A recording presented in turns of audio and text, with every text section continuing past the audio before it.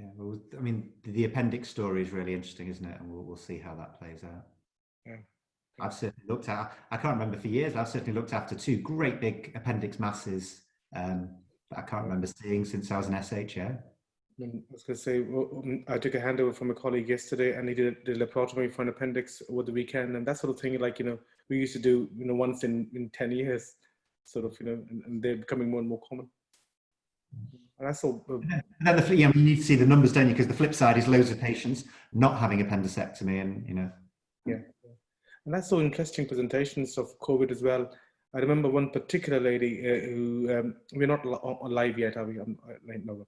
So who had a Roux-en-Y gastric bypass many years ago, and she presented with SMV thrombosis on the background of COVID-19 positive infection, and obviously we didn't know at the time that thrombosis was going to become one of the manifestations of the disease. I think she was one of the very first ones I saw. And with Roux-en-Y gastric bypass, the internal hernia itself can cause SMV thrombosis as well sometimes.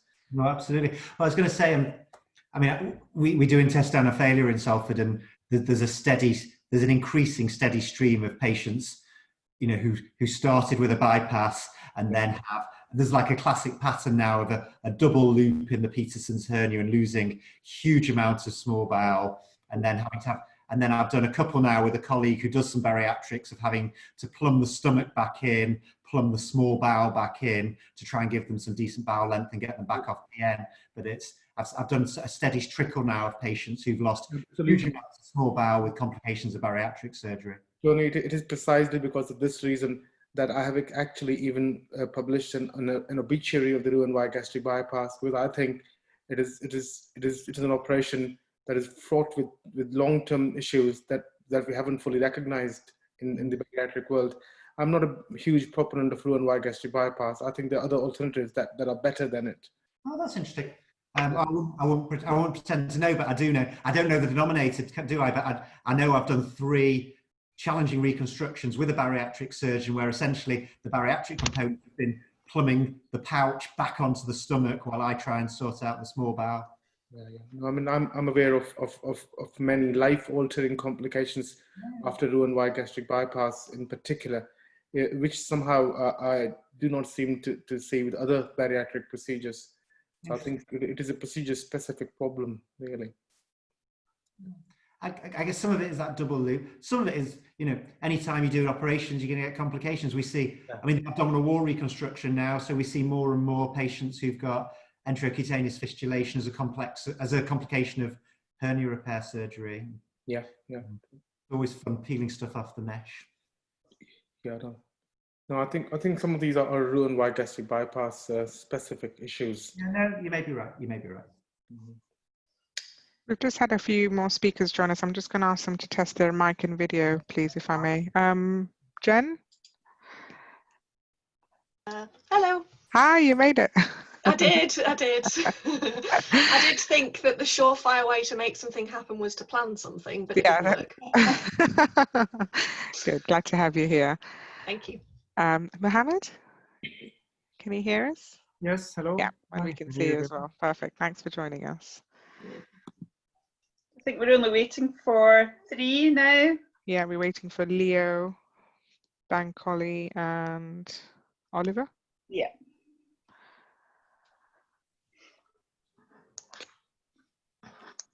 Still got a bit of time.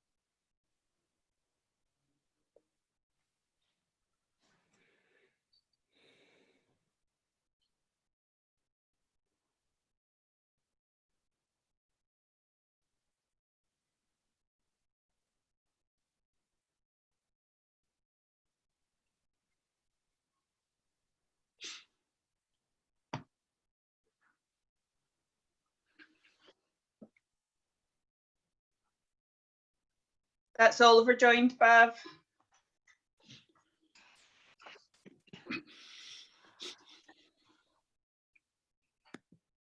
Hi, Oliver. Can you hear us?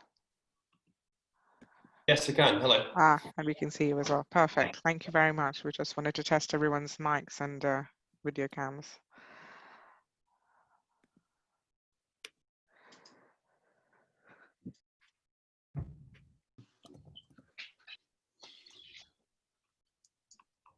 Oh, Bancol as well. Bancoli. Hello, good afternoon. Hi. Hi, Bancoli. How are you? Fine, thank you. Great.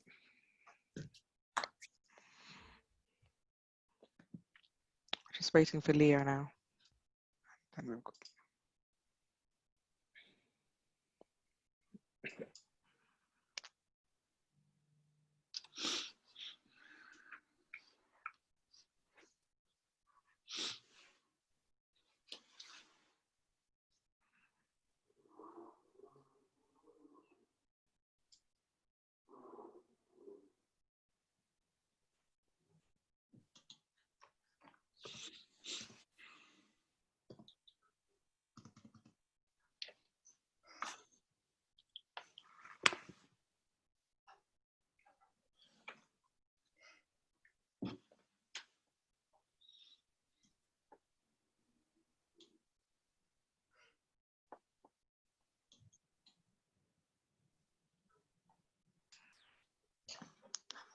Johnny, if Leo doesn't make it in time, should we start with Osman's presentation and then we can, I don't know, what do you want to do? I'll have to go back and forth with the presentations.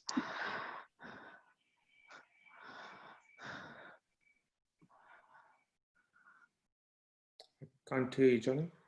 Sorry. Yeah, I think if he's not here, we'll start with Osman, who's second, and then if he does appear, he can go at the end of Okay. Okay. presentations before we go on to the talking posters. Is that logical? Yeah.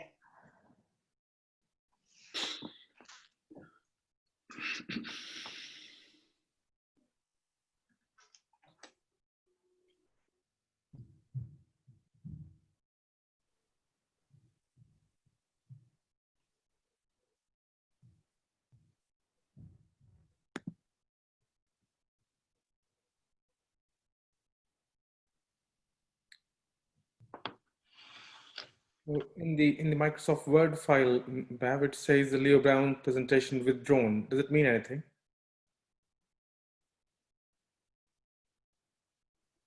Can you hear me, Bav? Yep, I can hear you. I think So Carol's just going to have a quick check. Yeah, it's the second one, it's 9.2 that's withdrawn.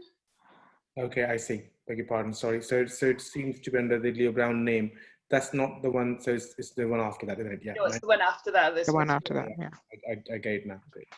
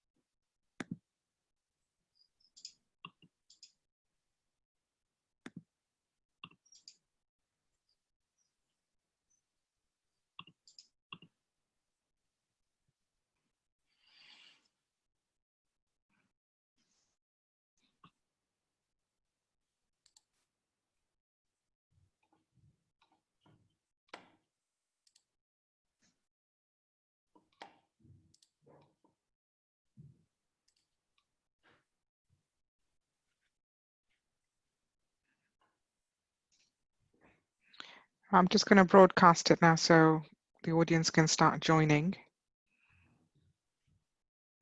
Okay. So just give me a nudge when you want me to start talking, Bav. Yeah.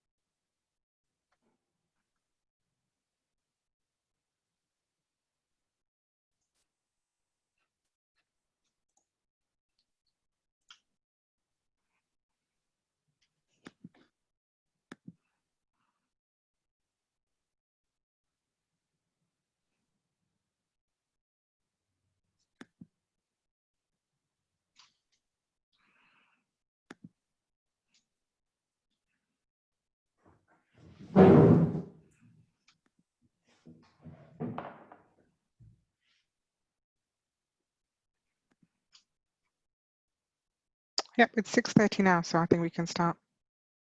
Thanks, Johnny.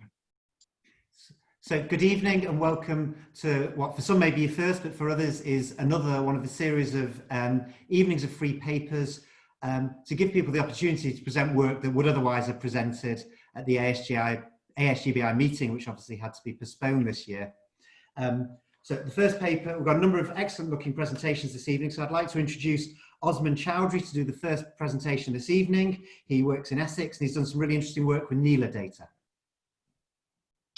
Hi there, many thanks. Can everyone see Osman, my screen? I'm just going to scroll through your presentation because I've got Leah's schedule, so just there you go. Thank you for the introduction. At present on the NELA website, we can review multiple parameters of information in either yearly or quarterly blocks. Although this helps units improve compliance, this current format proactively guide clinicians and trusts in the unit's performance against one of the primary endpoints, which is 30-day mortality. We adapted the cumulative summation method of data interpretation to help analyze NELA data in a new and meaningful way. If a patient survives, then their NELA score is added to cumulative survival. If they pass away within the 30 days, their complement NELA score, i.e. the opposite score, is subtracted from the cumulative survival. As illustrated above, there's a small increase in cumulative survival if a patient with a low NELA score survives, and a steeper drop if they die. The opposite is true for high NELA scores. And over a lot of patients, over thousands of patients, the score should be in and around 0. Next slide. The next few slides will demonstrate how we map cumulative survival via multiple cumulative summation charts to help analyze our unit's performance within a 2-year period. All data gathered was from the online NELA database. From this graph, the 2 lines above, the orange and yellow lines represent pre and post P-POSSUM scores. The blue and grey lines represent pre and post NELA scores. In layman's terms, if you look at the grey lines, if the trend goes upwards, more patients are surviving than NELA predicts. And if the graph goes downwards, more patients are dying than NELA predicts should. And based on the data over these years, it appears that NELA is more accurate than P-POSSUM in predicting mortality, with P-POSSUM possibly over-predicting mortality. The data also highlighted a period of increased mortality between January 18 and April 18, which we'll discuss a bit later, without the graph then going back to 0. Data was found, I'll say next line, yep. Next slide, please. Data was further analysed between cross-specialties, NELA outcomes, and post-operative destination. The graph above shows cross-specialty variance. The grey line is colorectal and general surgeons. The blue line is breast and general surgeons. The numbers are too small for any meaningful comparisons, especially there's only one upper GI surgeon in our DGH. On a larger scale, however, this may be used to analyse between interspecialties. Next slide. Also then using similar method, we based on NELA outcomes. There was a negative cumulative survival in the less than 5% NELA mortality patients.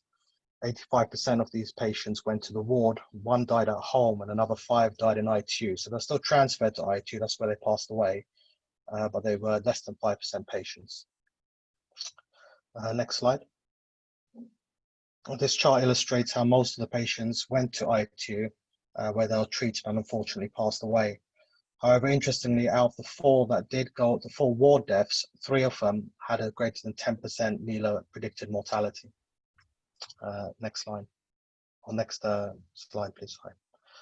So the QSIM charts allow one to focus on a period of meaningful change in mortality and identify factors that may have influenced some changes. In our assessment, there was a 4-month period for analysis, and at our joint surgical directorate meeting, conclusions were made and discussions were had regarding correct NELA assessment prior to theatre booking, correct post-operative destinations, and better pre-optimization in CCU rather than in recovery. This was also implemented in the best practice tariff in 2019. However, this was also discussed 1.5 years after the data was there, so discussed in September 19. So our take-home message was that the vision is to use NELA to highlight meaningful real-time changes in outcome-based parameters so that trends can be prospectively identified rather than retrospectively analyzed.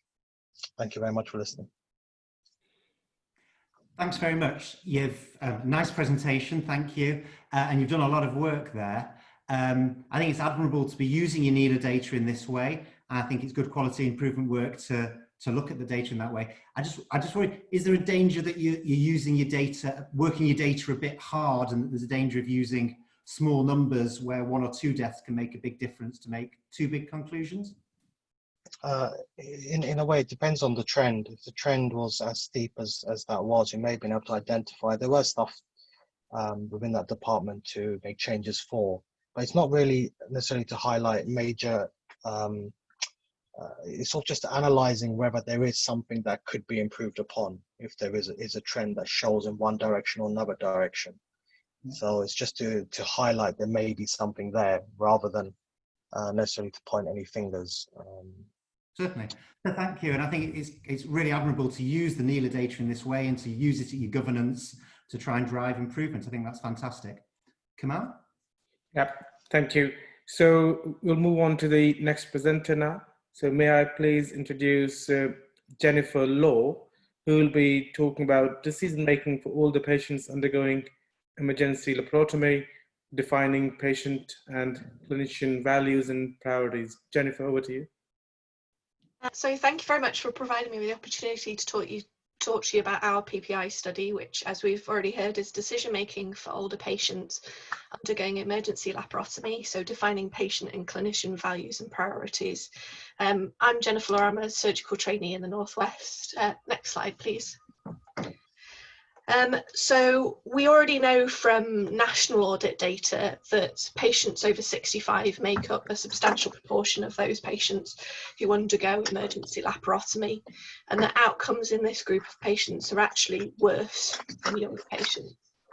We were keen to define what older patients value when considering emergency laparotomy or conservative treatment, and to hopefully reach a consensus on their top 10 priorities. Can you move the slide along for me, please? Twice. So to this end, we invited patients who'd undergone this decision-making exercise within the last 12 months to attend a modified Delphi PPI day with us. This included not only patients who'd had an emergency laparotomy, but also those who'd had other forms of treatment, so things like stents or interventional radiology. Next slide, please. So firstly, our patient demographics. We had a median age of 77 years old, excuse the typo. We found that just under 30% of those who we invited attended. And we had a total of 20 participants. So this included 8 patients, 4 family members, and 8 faculty. And through that, we had a spread of 7 emergency laparotomies and 1 stent insertion. Can you move the slide along for me, please? So firstly, the healthcare professionals discussed their priorities, and the patient gave these to the patients and they discussed them together. And the patients only agreed with 50% of those outlined by healthcare staff. Most important to note is those that we consider the most important for research or for looking at outcomes, the patient didn't mind that much. So things like mortality risk, return to theatre and length of hospital stay, they didn't consider that important. Move on to the next slide, please. So then we got the patient groups together and got them to discuss their top 10 priorities, and you can see those here, and they reached a consensus, so that was over 75% agreement. As you can see, the majority of these vastly include quality of life outcomes, and the top one was return to independence, which, when you ask our patient group, substantially was linked to return to normal physical function. Next, move along for me. Thank you. So in conclusion, we found that patients and clinicians had significantly different priorities for emergency laparotomy decisions, with patients favouring quality of life outcomes. Patients and clinicians perceive risk very differently, and this isn't new, but it just reflects further in our study. So patients felt that a 20% risk of mortality was completely acceptable. And we felt that this means that current practice around consent and further research should reflect more of this information that patients find the most important. Thank you for listening, and obviously thank you for our patient group that took part. Thank you, Jennifer. That is a good study, and I have to say I take a little bit of interest in consensus building myself. So may I ask, first question is that I presume you had them in an open room setting. Yes. So as you might be aware, in an open room setting, when I sit with some of my colleagues, one or two voices that think no end of themselves, they hijack the conversation. Is it possible that in your open room setting, Delphi, consensus, sorry, I gave away the answer, you may have had one or two patients who hijacked the whole conversation and their feelings were most represented. And if that was possible, then how would you overcome that? Well, yeah, I mean, obviously it's always possible. And aside from things like, covert voting and things, which in this scenario isn't really appropriate, there's not a way to completely remove it. But the way that we ran it was for the actual patient groups, they were two patient groups separately and then came together. So they didn't have to talk in front of large groups of people. And the other thing that was a big difference was that the facilitators, so some of the people that we used to help facilitate the discussions were well practiced in terms of as you do with certain types of teaching, you make sure you lead into so that the quieter participants are invited to share more of their views. And actually it helps having the day split. You can already tell from the beginning who's going to be that person, who's going to be the person that talks all the time. And even down to things like making sure you sit them in specific places in the room accounts for different things like that. So we were as careful as possible to make sure, but you're absolutely right, you can't account for everything. Thank you, Jennifer. Well done, and thank you for involving patients in research. That's very important for all of us. Thank you. Over to you, Johnny. Thanks. The next talk is from Bankole Oyewole, who's got an interesting talk on trying to change surgical and perhaps even anaesthetic dogma. Hello, I'm Bankole. I was on call. I just had to run away from my on-call, so sorry about the scrubs. My audit was quite a simple but quite important one, and it's about our traditions of putting patient new by mouth at midnight. I'm sure a lot of us must have altered that phrase or Edit said multiple times during the course of the day, or even we have said it ourselves. Next slide, please. So as we all know, traditionally we place patient new by mouth from midnight. It's a common surgical phrase, really, and this was irrespective of their underlying pathology. Definitely patients that need to be new by mouth because of an underlying pathology, like bowel obstruction, will probably have an NG tube in place and they'll just be new by mouth generally. But then patient with possibly like an abscess that's going to be drained in the morning, or appendicitis, data has shown that it's not appropriate for them to be starved from midnight till when we are teeing them up for surgery, usually around 8 a.m. So the first audit we did showed quite poor compliance with national, European, and even our own local and anesthetic requirements. So we decided to do an intervention, and we wanted to put the patients first. As we know, elective patients have a patient information leaflet that gives them very clear instructions as to when they can have solid foods to, which is 2 a.m., when they can have clear fluids to, which is 6 a.m., and then they come in for the operation usually around 8 a.m. But emergency patients do not have such information leaflets. So the first thing we tried to do was try to create an emergency leaflet for patients that need to be new by mouth for surgery, not relating to the underlying pathology. So it wasn't like bowel obstruction or something like that. Then the next arm of our quality improvement project was actually to educate everyone in the surgical team. So we started from HCAs, the nurses, the SHOs, and even the consultants, because a lot of times, even as an SHO, we sometimes just write new by mouth from midnight because that's what we've heard from our seniors. Or sometimes our seniors or consultants might say, put the patient new by mouth from midnight.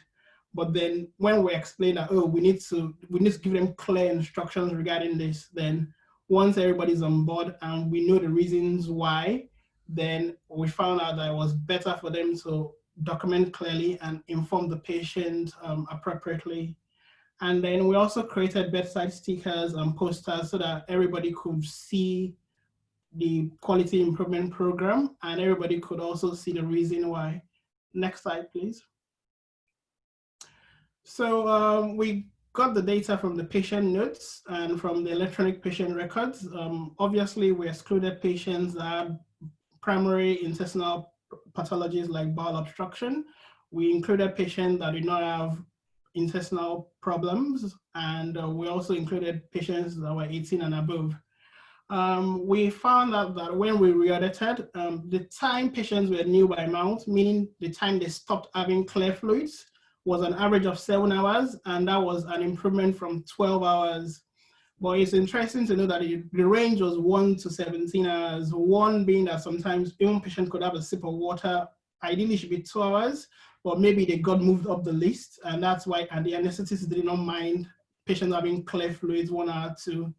And then at the extreme is 17 hours, whereby patients might, maybe other emergencies came up on CPOD, and then there was poor communication or uncertainty as to when they'll come back on the list.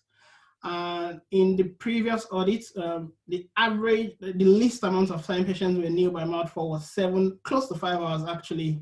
And when we actually found patients that had been new by mouth for up to more than a day really. We checked the notes, and the correct perioperative instructions was actually documented in 75% of the cases, as opposed to before the quality improvement program, whereby no clear documentation was in the note. Then we also looked at when patients were placed new by mouth from midnight or 2 a.m. and was just 8% of patients that were placed new by mouth by midnight or by 2 a.m. unlike the previous audit whereby more than 3/4 of the patients were placed new by mouth from midnight or by 2 a.m. These are for patients that were planning to have their surgery by 8 a.m. Next slide, please. We're out of time. Are you able to just give us a couple of conclusions? Yeah, these are my conclusions. It's essentially the fact that even traditions that we're used to can be changed if we include the entire multidisciplinary team of surgeons, doctors, and HCAs, and even nurses. And this leads to better patient satisfaction and outcome, really. Thank you. So thanks very much. We've gone a bit over time, so I won't ask you any particular questions, but well done. You've made some improvements there, but I guess there's also some more work to be done to get those times down closer to the guidelines, but it's a challenge on an emergency list where you don't know what time you're aiming for. Thanks very much. Over to you, Kamal. Wonderful. So may I now invite George Matthew from Good Hope Hospital, University Hospitals, Birmingham NHS Trust, to present his paper on primary closure versus Graham patch, mentopexy, and perforated duodenal ulcer, systematic review and meta-analysis. Over to you, George. Yeah, thank you for giving me the opportunity to present here today. So this is, I'm a surgical registrar at Good Hope Hospital in Birmingham. This is my meta-analysis regarding the 2 most common methods of repair for perforated duodenal ulcers. Can you change slide, please? So the papers we included were papers that are looking into patients having emergency laparotomy or laparoscopic repair of perforated duodenal ulcer. The intervention was a primary closure technique, also known as modified Graham patch repair, which is basically repairing of the defect with interrupted sutures, and then with the same suture material, a piece of momentum tension-free is tied on top. The control was a Graham patch repair, which is the commonest, the second method that is used in this encounter today, which is basically essentially a piece of momentum is used to plug the defect and then secure on top with the sutures. The primary outcome we looked was by leak, secondary to breakdown of the repair, and secondary outcomes were mortality, wound infection, and duration of surgery. We conducted this systematic review meta-analysis according to the PRISMA guidelines. We've looked at all available most available databases from inception to 1st of December of 2019. and we have excluded conference abstracts and non-English literature. We use the Revman 5.3 version for the statistical analysis, and we reported the outcomes in as odds ratios and weighted mean differences with their 95% confidence intervals. Next slide, please. So on the left is a summary of the studies identified. We initially identified 229 studies. With our analysis of the papers, we finally included 7 papers. Most of them were retrospective cohort studies, 4 of those. 1 was a prospective cohort and 1 was a randomized control trial. There was a variety of surgeries in these patients. Most of them, 4 of them was open laparotomy, 2 of those laparoscopic, and 1 was not mentioned. Next slide, please.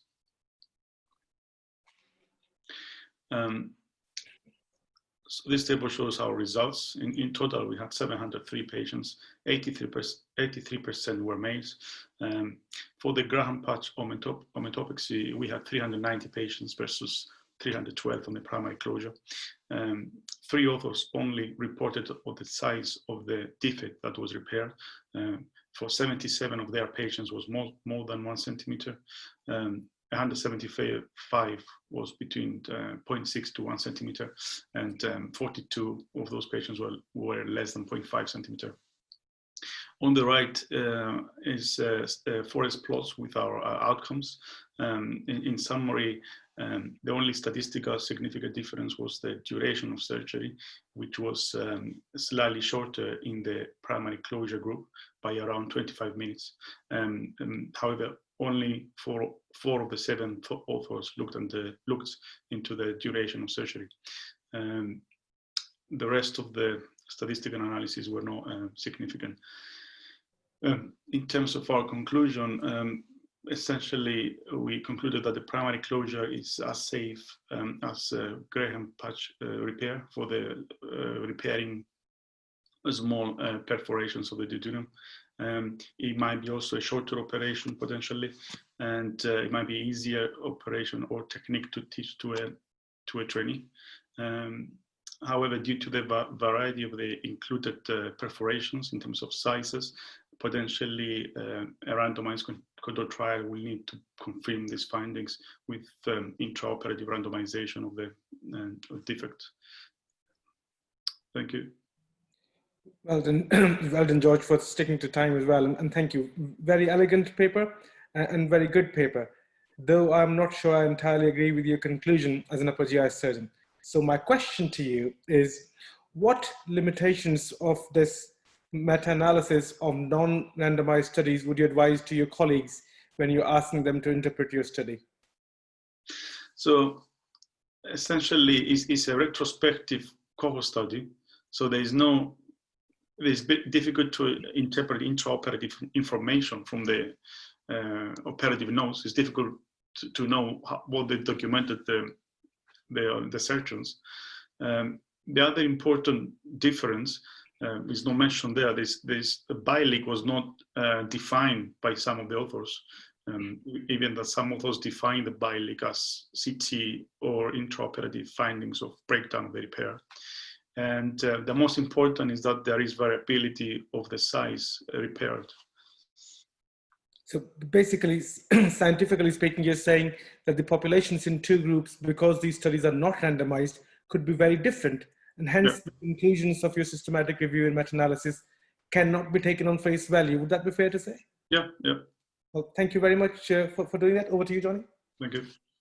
Thank you. So now, one of the colorectal surgeon's favourite topics, Hannah Collins is going to tell us about perianal abscesses. Thank you. Can you hear me? Yeah. Hello, so my name's Hannah. I'm one of the foundation doctors at District General Hospital in South Wales. We decided to conduct an audit on perianal abscesses because, as you said, it's one of the favourite topics. Obviously, perianal abscesses represent a higher number of incidents on the general surgical intake, with about 20,000 presentations a year. Because of this, we decided to look at our management of them against the ACP-GBI 2018 guidelines. Next slide, please. We did this by collecting retrospective review of data using ORMIS and our local clinical workstation. So all incision and drainage of perianal abscesses done on CPOD were included, and data collected involved things like demographics, time to theatre, as well as our operative and perioperative management of these patients. So this was done, the first cycle was completed between December 2018 and December 2019. The data was reviewed and we looked at the areas where we had limited success and where we can make improvements. And we sent out a teaching email to all the general surgical colleagues with the actual guidelines plus areas for improvement. And then we closed the loop, completing the second cycle from January this year till March. Next slide, please. So the results are on this slide. I appreciate it's a bit busy. So the table at the top shows that our two cohorts were largely fairly similar mean age and gender distribution, although our first cohort was significantly bigger. Working from left to right, so the area we did best in was time to theatre, with the majority of patients going to theatre within the first 24 hours, which is in line with guidelines. With most patients, and the patients that didn't go to theatre within that 24 hours, the rest of them went within 48, and it was clearly documented as to why that delay had occurred. Most were overnight and stable to wait until the morning. Moving on to swabs completed. So the guidelines suggest that if it's a simple first presentation abscess, which isn't complicated anyway, there's no need to swab these patients. However, we found that we were swabbing patients the majority of the time, regardless of the complexity or presentation of these patients. Again, packing, so nearly everybody received packing intraoperatively, but we're going to leave that largely to await the PPAC2 trial results. Antibiotics, so a lot of patients, over 50% of patients were getting antibiotics. Of those patients, up to 40% of those were given them inappropriately, and I'll touch that on again in the next slide. In terms of laxatives, so the guidelines suggest we should give post-op laxatives to these patients, and that was done in minimal patients, so hardly anyone got any. And then again, in terms of follow-up, a lot of patients were sneaking their way into follow-up clinics that didn't necessarily need to be there, which has an impact on overcrowded clinics as it is. Next slide, please. So a few conclusions from this. Firstly, without stating the obvious, we didn't adhere to the guidelines. Second thing is that there was little to no effect on our teaching presentation that we sent around to everybody.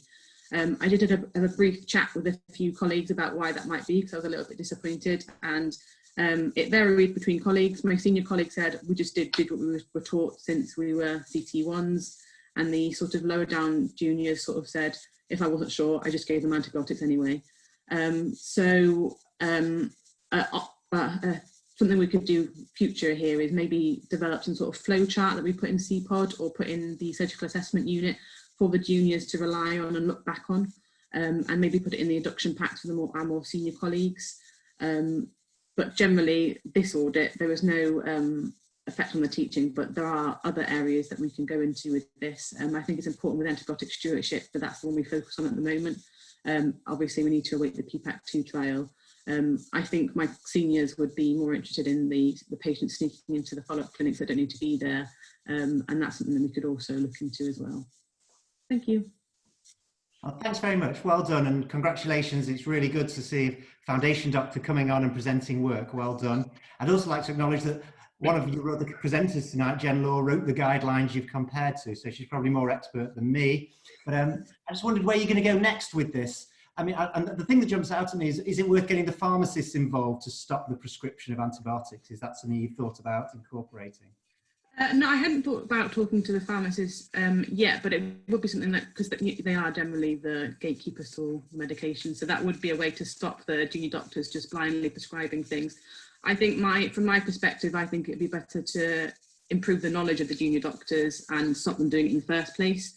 So that would be something that I'd be more keen to focus on. But I guess in the short term, it would be a stopgap to sort of speak to the pharmacists and ask them to stop giving the antibiotics out. Yeah. Well, thank you again. Lovely presentation. Kamal, over to you. Wonderful. So it seems Leo's now arrived. So Leo Brown from northeast of England, from my part of the country, is going to present another interesting paper on the NELA. Leo, over to you. So apologies, slightly late owing to some technical difficulties. Have we got back to my?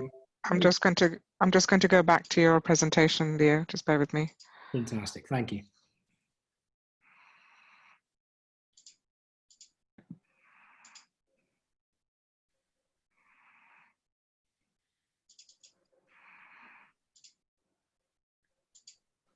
Can you see your presentation? Yes, I can. Fantastic. Thank you very much. So good evening, ladies and gentlemen. My name is Leo Brown. I'm a specialty trainee in general surgery, and it is my pleasure to be here virtually with you tonight, presenting this work looking at emergency laparotomies on behalf of our research group. Next slide, please. Now, we all know that the emergency laparotomy is not a procedure to be undertaken lightly. It is something that is associated with considerable risk, and as a result of that, there are many fantastic groups and organisations working towards following such procedures. At the forefront of these in the UK is the NELA group, who through their annual reports have been guiding us towards areas of potential quality improvement and have been publishing impressive results year on year. The aim of this study was essentially to look more broadly at laparotomy outcomes from our area of the country over a longer time period, identify factors that could potentially be influencing mortality, and in particular to establish whether NELA can be seen to cause any shift to the existing trend. To do this, we performed a retrospective regional cohort study looking at all emergency procedures on the GI tract performed in the north of England between 2001 and 2016. Next slide, please. So over the 15 years studied, we assessed 24,291 emergency procedures on the GI tract. We see significant improvements in length of stay, with both time to procedure and time to discharge both steadily decreasing over time. Post-operative mortality at both 30 and 90-day measures has approximately halved over the 15-year study period. Now, not shown here, but the baseline demographics for our cohort did vary considerably, and notably an increasing proportion of younger and less comorbid patients underwent operations in the more recent time period. As such, it was important to try and account for those covariables, and a multivariable regression was performed to look at independent predictors of mortality. So if we could just move to the next bit of the slide, that has confirmed for us that independent to those changes in demographics rather, laparotomies performed in more recent years were associated with an improved post-operative mortality. Next slide, please. The graph of mortality over time really nicely demonstrates those steady improvements in mortality that even predate the inception of NELA. That will be driven by a multitude of factors, including WHO checklists, sepsis 6, news scores, availability of CT, etc. You will notice, however, that the mortality rate over the 3 years preceding NELA and the 3 studied NELA years were almost identical. Sub-analysis of the NELA years and those included in the audit again show steady improvements in outcomes, but quite frankly, we're keeping in with that trend that we'd already seen from the preceding time period. So are these results simply regression towards the mean? Is it natural fluctuations of results, or is this a genuine improvement? Well, when the UK's results are compared internationally to the US, Australia, other areas of the developed world, it certainly would appear that prior to the inception of NELA, we had fallen quite considerably behind in terms of laparotomy outcomes. NELA has undeniably acted as a contemporary driving force towards improvement in patient outcomes and pathways of care. And as such, while it might be unclear from our findings whether this is translated to a decreased post-operative mortality, we are confident that the group will do more to improve outcomes in this patient group, and over time we would hope to see replication of the impressive results seen overseas. Thank you very much, and I'd invite any questions. Thank you, Leo. It is obviously a fascinating study for all of us involved with EGS. My only question to you is, you mentioned yourself that the patients are getting younger and less comorbid, and you said that accounting for these variables as well, you found a significant difference in mortality. So what else has changed? Well, that's the thing. So there's quite a few things that we had identified as other independent predictors of mortality that had increased over recent years. So particularly the uptake of laparoscopic surgery. So similar to NELA's own definitions, we included any emergent procedure on the GI tract irrespective of mode of access. And certainly the rates of laparoscopy utilization have increased from sub 1% to over 15% of cases in the most recent time frame. And certainly that subgroup of patients were seen to have considerably favourable outcomes. I think partially, as you say, it will be case selection, risk scoring, other things that have been brought about absolutely by NELA. But similarly, we're starting to come into play in the years predating that also. So there's definitely a trend towards quality improvement in northeast of England for these patients. Absolutely, there is indeed. Absolutely, I'd concur with your view. Thank you very much for doing it. Over to you, Johnny. Thanks very much. So thank you. That's the end of the short papers. Leo, there's actually some questions for you on the chat. So I don't know if we don't have time to do them out loud, but I'd be grateful if you'd reply on the chat, people asking about your results.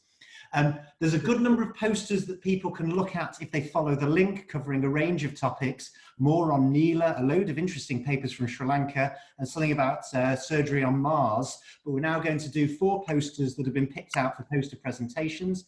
And I'd like to start by inviting Mohammed Abu Lazayem to talk us through his poster, please. Hello, my name is Mohammed. I'm one of the general surgery registrars in St. George's Hospital, London. And my poster today is about abdominal x-rays in the emergency department and I refer guidelines. So abdominal x-rays have always been regarded as overused, particularly in emergency departments. And 1 abdominal x-rays as equal as 35 chest x-rays in terms of radiation. And it also adds an unnecessary source of radiation to the patient and financial burden to the trust. So our objectives is to evaluate the use of abdominal x-rays in our emergency department and to assess our compliance to the IRFR guidelines from the Royal College of Radiologists. So we retrospectively studied all the abdominal x-rays requested over 1 month from our E&E department. This was in April 2019, and we reviewed the indications for the abdominal x-rays, the results, and whether any follow-up imaging was done after the x-rays. We also had a look at the discharge summaries to look at the final diagnosis and check whether the abdominal x-ray aided in the diagnosis or not. So looking at the IRFR guidelines, it's a bit outdated, showing that a clinical suspicion of obstruction is the most common indication, but it actually said that CT is the investigation of choice, but abdominal x-rays occasionally is helpful in limited cases. And then there are other indications like IBD and palpable mass and other indications, but only in specific circumstances. So looking at our results, we found out that 192 abdominal x-rays were done in 1 month. And the most common indication was suspicion of obstruction, which is expected and represented 46%. The second indication came as abdominal pain, 41%, and then IBD, foreign body, and other indications. Looking at the diagram on the right side, which is showing the number of x-rays requested per indication versus the abnormality detected in the x-ray, you can see there's a big discrepancy between the number of x-rays requested versus the number of x-rays that showed abnormality, especially for pain and obstruction. Also, 84% of the abdominal x-rays were reported as normal, and follow-up imaging was done in 35% of the patients. Also, it's important to note that normal x-rays were followed up by CT scan in 50 patients, which is representing about 31%. And looking at the diagnosis on the discharge summaries, we found that abdominal x-ray did not aid in diagnosis in 77.6% of the patients. So in conclusion, we think that abdominal x-rays are still overused in the emergency department, and some of indications were not actually according to IRFR guidelines, like abdominal pain, abdominal mass, or vomiting sometimes. We think that IRFR guidelines needs to be updated or refined, especially for patients coming through E&E departments. And our plan is to educate staff, junior doctors, and circulate some educational posters and re-audit in the future to check for any improvement regarding this. Thank you. So thank you. I think, I mean, I totally agree with the points you make. I guess I've got a couple of questions. The first is, I don't know what your radiographers are like in Tooting. In Salford, they turn us down. Did you see how many requests for abdominal x-ray were turned down by the radiographers as the indication not being adequate? Actually, we didn't look exactly at how many were turned down by the radiologists, but in total, there were about 203 requested and 192 done. So that leaves about 10 or 12 x-rays that were turned down, but we didn't look into the reasons why. And then my second question is, we always talk about the radiation burden of one abdominal x-ray. And again, I don't know what your experience is. I find when I look at the abdominal x-ray on PACS, there's often 2 or 3 goes at it to cover the abdomen. And I just wondered if you had a similar experience as you did your audit, that in fact, we quote the radiation burden of one abdominal x-ray, but often one abdominal x-ray request results in 2 or 3 exposures to cover the abdomen. Did you see that? No, actually, we didn't look into that exactly, but we just looked in the literature that says that abdominal X-ray radiation is about 55 as just X-rays, but we don't look exactly into the radiation dose in our audits. Well, thanks very much. Over to you, Kamal. Wonderful. With this, we can now ask Oliver Brewster from Royal United Hospital, Bath, to talk about sigmoid volvulus. Over to you, Oliver. Hi, I'm Ollie. I'm a core surgical trainee from Bath. I'm just going to talk to you about this national survey of UK general surgeons. The question we're asking is, how do we acutely manage sigmoid volvulus, and does our access to endoscopy have any bearing on the treatment that we're able to provide? So this project came about after a couple of deaths in our unit, and we were asking ourselves in M&M, could we be doing better? What treatment should we be able to provide out of ours? There aren't any nice guidelines relating to acute management of sigmoid volvulus, and there seems to be a pretty poor evidence base, especially for rigid versus flexible sigmoidoscopy. So a systematic review 10 years ago, on my own, admittedly less systematic review, I didn't seem to find much more that's been published in that time. However, there is some evidence from case series suggesting that flexible sigmoidoscopy is preferable to rigid, because surgeons consider it to have reduced risks of perforation and also assessment of the mucosa for necrosis and targeted early surgery for those patients that not do well. So the question was, what does everyone else do? So this non-incentivized survey sent out on the ASGBI mailing list. We got just under 200 responses. The vast majority said that sigmoid volvulus was managed by surgeons. And none of the respondents said they would perform primary surgery. There's a lot of variation in access to endoscopy. So only about 45% had immediate 24-hour endoscopy access at their centres. 15% had access in hours, which was immediate, but 40% had quite limited access, and the endoscopic workload just got added to the existing waiting list. When we asked surgeons what they would overall within hours, about 70% said manage acute, uncomplicated sigmoid volvulus with a flexible sigmoidoscopy. However, out of hours, the results were quite different, and it depended largely on people's access to endoscopy in that. So those with 24/7 access, they were much less likely to perform a rigid sigmoidoscopy out of hours, about 40% opting for rigid sigmoidoscopy. Whereas those without access overnight, about 70% managing patients routinely with a rigid sigmoidoscope. Also, we asked people how long they're likely to be willing to wait, and most people were willing to wait about 12 to 24 hours for endoscopic decompression in uncomplicated volvulus, but about 10–11% were willing to wait about 24 hours.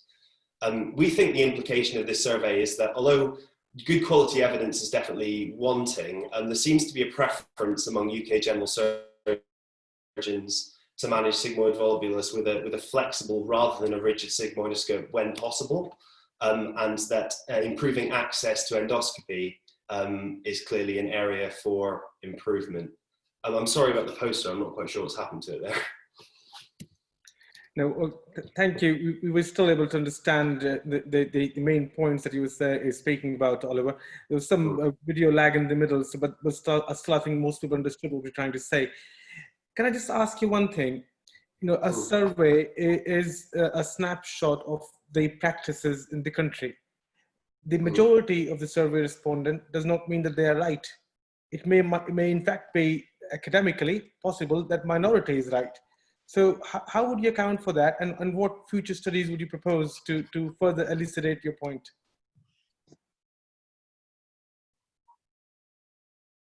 Yes, I absolutely agree. I think that the reason why we just started with a survey is we think we have very poor access to endoscopy in our particular centre, and we were interested to see what everyone else's access was and how that influenced their management.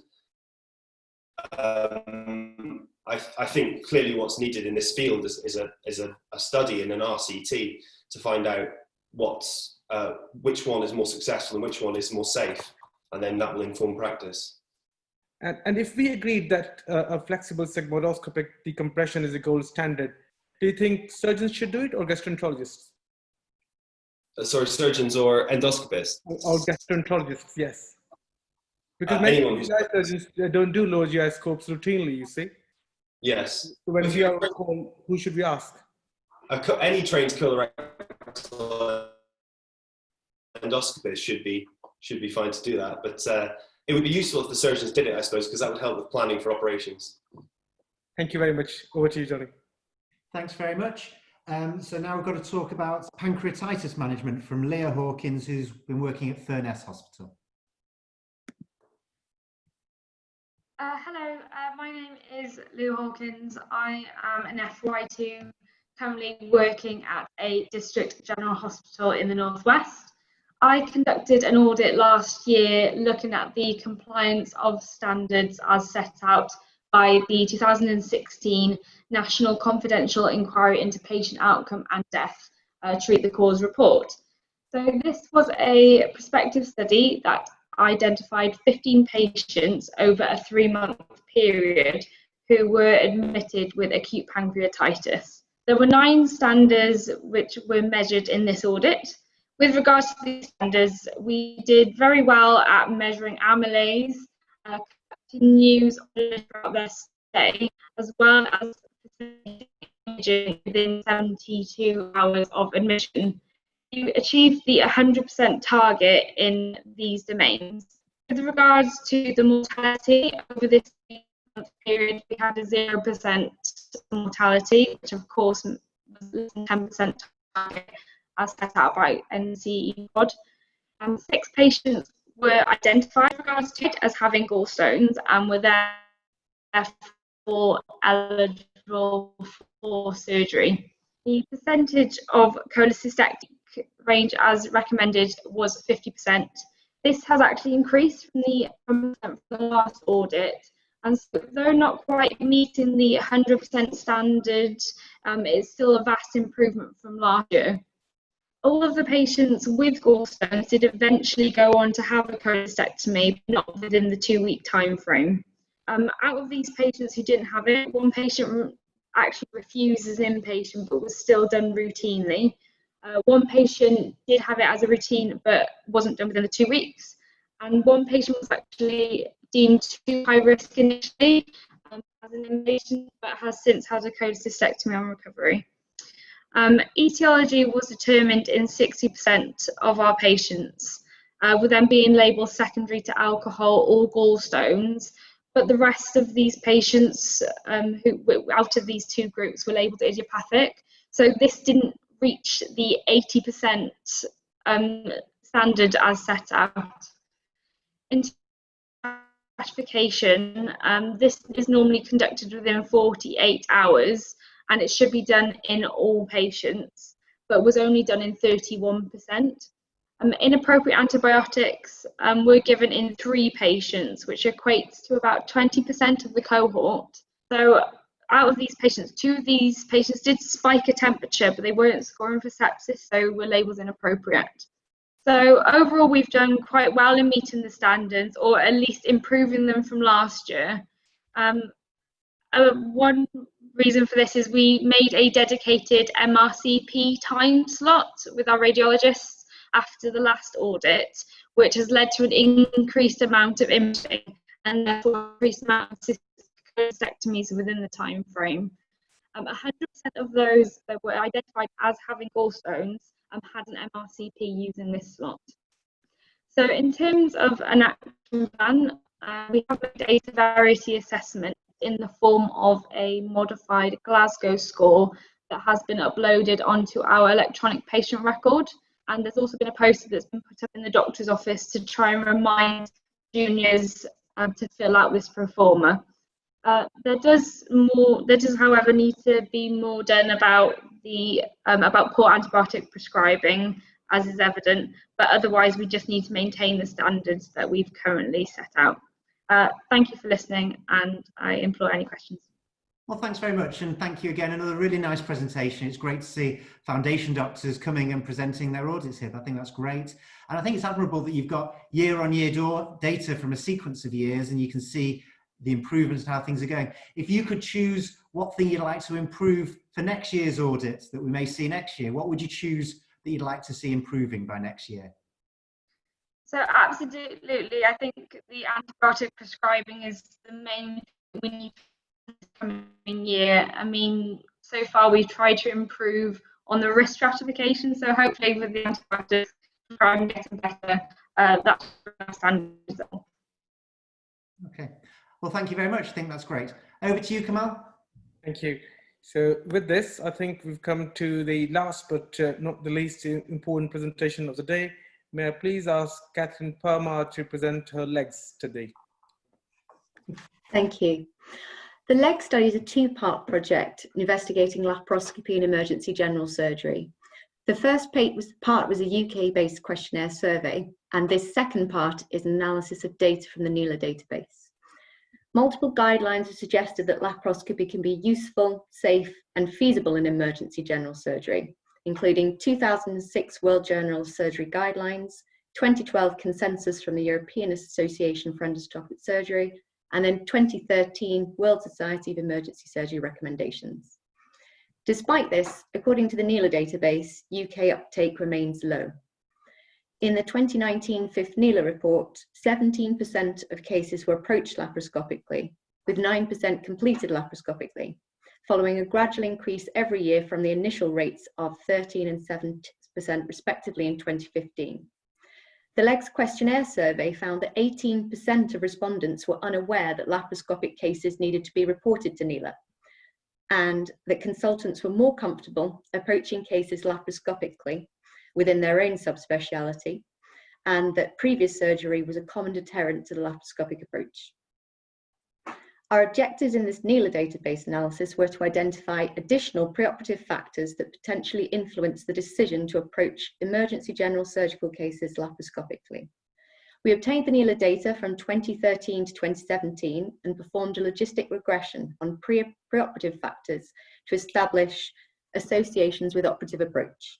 We compared open surgery versus any laparoscopic approach, including fully laparoscopic, lap-assisted, and laparoscopic converted to open. Factors we analysed included age, sex, mode of hospital admission, CT scan, NELA risk, ASA score, operative severity, operations in the preceding 30 days, and the grade of operating surgeon.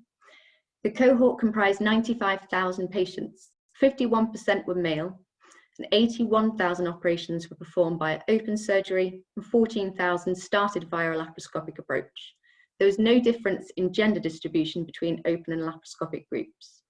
The mean age of the open surgery group was 65, compared to 58 in the laparoscopic surgery group. In our fully adjusted model, all of the variables, except for sex and mode of admission, were found to be significantly related to operative approach. Consultant surgeons were significantly more likely to use laparoscopy than all other grades of surgeon.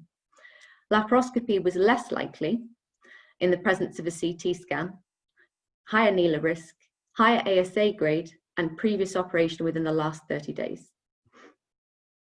In conclusion, we've identified additional preoperative factors associated with the use of laparoscopy compared to those identified in our recent survey and in the most recent NELA report. The NELA report identified differences in outcomes between laparoscopic and open surgery, postulating that these were likely related to the laparoscopic group being less unwell. As our next step, we intend to perform subgroup analyses to compare adjusted outcomes between matched laparoscopic and open surgery groups. Thank you. Thank you, Catherine. It's a very elegant and very important study, obviously. I have two questions. My first is, you said consultant surgeons were more likely to do laparoscopic, which may make sense. Were any particular group of consultant surgeons, i.e. upper GI surgeons or lower GI surgeons, or you know, there are many groups of surgeons who do general surgery on calls, more likely to do laparoscopic surgery than the other? So we don't have that information from the NELA data, but from the questionnaire survey, which was a couple of hundred responses just before we did this, upper GI surgeons were much happier to approach upper GI pathology laparoscopically, and the same with the colorectal surgeons were happier to approach colorectal pathology. With small bowel obstruction and adhesiolysis type operations, there was equipoise amongst all groups. They were equally happy to approach open or laparoscopically. And then we analysed, again from the questionnaire survey, how long since the consultants had qualified. And the more recently qualified colorectal and upper GI surgeons were all more happy to approach things laparoscopically. That's a very diplomatic answer, Catherine. Very well done. On the basis of that, could you suggest, or would you suggest, that up and down the country we should have upper GI and lower GI surgeons separately on call in every single DGH in the country?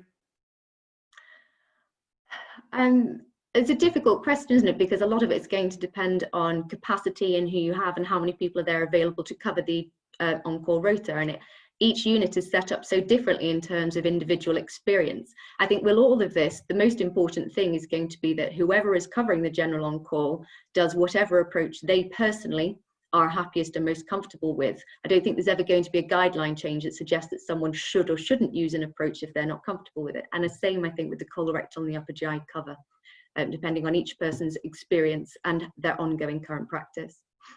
Fantastic. Well done, Catherine. Thank you. And over to you, Johnny. Well, thanks very much. That concludes all the presentations for this evening. I'd like to thank everybody. We've had a lovely range of presentations and some really interesting work. So I'm really grateful for that. And I hope you'll dial in for more of these ASGBI sessions in the coming weeks. And I just point everyone out again, if you follow the link that you've had to dial into this meeting, there's other online posters to have a look at. So I wish you all a good rest of your evening and hope to see you again on ASGBI events. Take care. Thanks, everybody. Bye-bye.